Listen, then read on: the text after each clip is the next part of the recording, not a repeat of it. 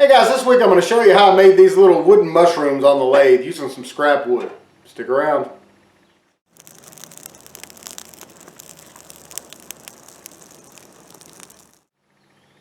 Hello and welcome to this week's edition of BS with AJ.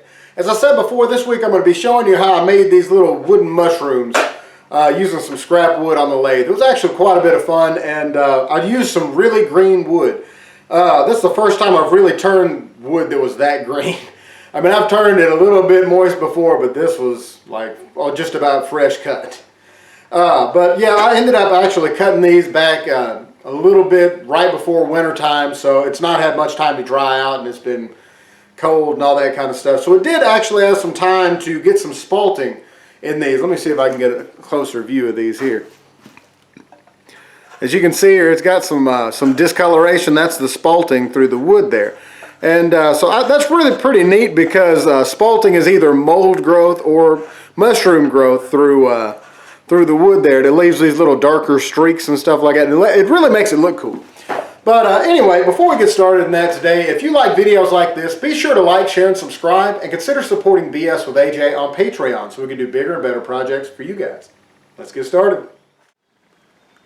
Alright guys, so I have a piece of maple here chucked up on the lathe ready to go. I already made one of these yesterday, but today I'm going to be making another mushroom. They're kind of neat looking, and it's something different to try and make. I've seen several people make them before, and I thought they were kind of neat, so I thought I'd give it a try. Like I said, I've got a piece of maple here. It's from a tree I'd cut down last fall, and it's still pretty green actually. I kind of figured it'd dry out a little bit, but it is not. It doesn't sand real good or anything like that, but it does turn really, really well. I've not turned a lot of green wood. Everything I've turned has been kiln drying, so, you know, this is kind of interesting thing here. Anyway, this is a piece of maple, like I said, and it does have some spalting running through here, which is the discoloration you see here on this side. I don't know how good you can actually see that on the camera there, but you can definitely see some discoloration, this bluish gray color up through here. And I thought that'd be kind of interesting to go ahead and turn a mushroom out of this, because basically that's what that is. Spalting is some type of fungus or bacteria growing through the wood, and it makes these really cool patterns in here. Sometimes it's mold, sometimes it's mushrooms. So it's kind of neat. Anyway, so we're going to go ahead and start turning this now.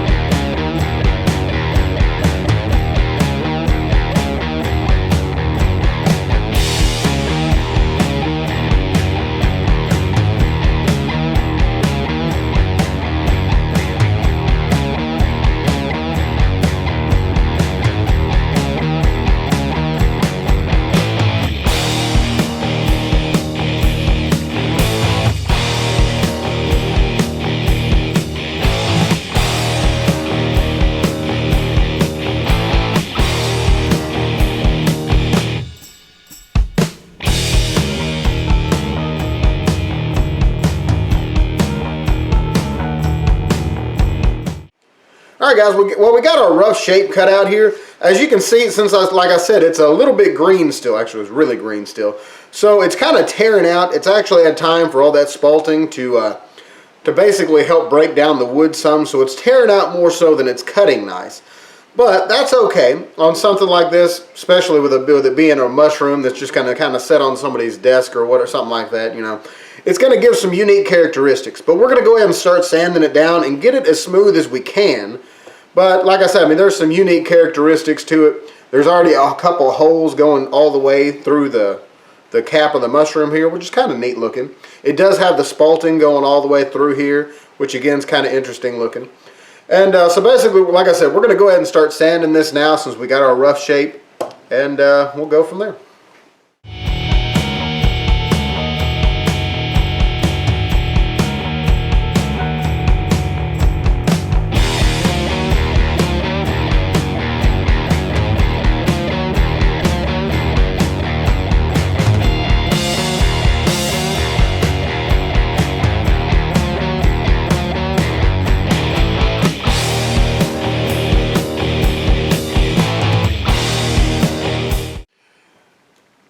Alright guys, so I got this zoomed in a little better. Maybe you can see this spalting pattern a little better. It's kind of neat right through here. It's got some lighter and darker patches through here. And then it's got this hole right here going from the top all the way down to the bottom, which I think is pretty neat looking. I went ahead and sanded it all the way up to 220 grit. Now before I start putting a finish on it, I do what I like to call brandishing. I'm not 100% sure if that's the proper name for it or not. I'm pretty sure I've heard somebody call it that before, but don't quote me. Basically what I'm doing is I'm taking a handful of sand or sawdust like I got right here. I just kind of grip it pretty tight, and then I'll push up against it as the lathe is spinning at a fairly high RPM. And that helps to smooth out this wood a little bit. So I'm going to do that, and then I'm going to start finishing here in just a minute. I'm going to be using a mix of shellac and boiled linseed oil. If you want to thin it down, you can thin it down with some denatured alcohol for the first coat to let it soak in a little better. And then what I like to do is just have the straight mix of half and half shellac and boiled linseed oil. And I'll take that, put on a rag, and it'll smooth this out really nice. It'll look pretty slick afterwards. So let's go ahead and start doing that now.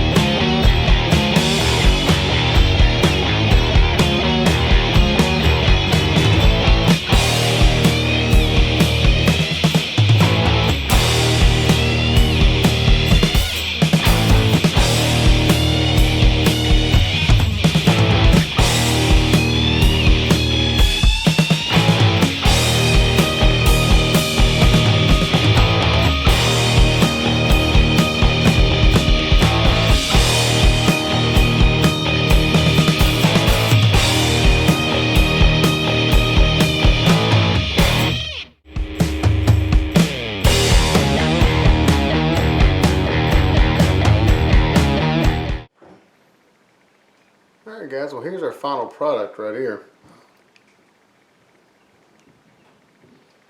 You can kind of see all the spalting through there. You see that nice shine on it. It kind of darkened up the wood whenever we put that finish on there. I don't know how well you can see that hole through here or anything like that. But so pretty much all we're going to do now, we're going to part this off and finish the bottom off. Let it sit down and dry for a while, and it should be good to go. Actually, it's pretty much dry to the touch. All that heat kind of cured all that nice. It may be a little bit tacky if you don't have enough heat put to it, but this is actually pretty good right here. So let's go ahead and get this parted off. We'll finish that bottom off and we'll show you what it looks like. I really like that spalting in there, if you can see that. And that hole on the top kind of adds character too. The cool thing about this is green wood, so it's still going to have to release some of that moisture out, so it may end up warping some, which is going to make this look just a little bit cooler, honestly. You could probably do this without leaving a finish on it and then come back later, like maybe do it to this point, set it off to the side for a few weeks, maybe a month or so, let it dry out. Then you can come back and actually finish this, sand it down nice and smooth after it's done all the warping and things like that. It's going to be a little harder to finish, of course, but you know that way you ain't going to mess up your finish on it. But let's go ahead and part this off now.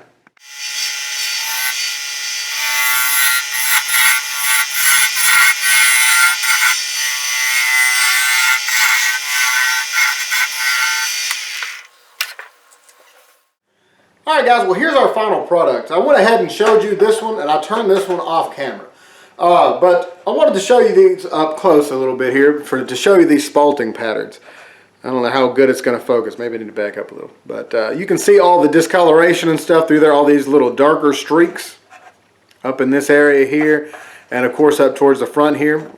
And this one's got some mainly on this one side. It's got a few down here on the very base of it down low, but you're probably not going to be able to see that. But anyway, I thought it was pretty neat to turn some spalted wood into some little mushrooms. One, they're kind of neat looking. I've always liked mushrooms. And two, because spalting is caused by either mold or some type of bacteria. Sometimes it is mushrooms and stuff. So I thought that was pretty neat to incorporate that. But anyway, I hope you enjoyed this week's video. Be sure to like, share, and subscribe, and consider supporting BS with AJ on Patreon so we can do bigger and better projects for you guys. And I'll see you next week.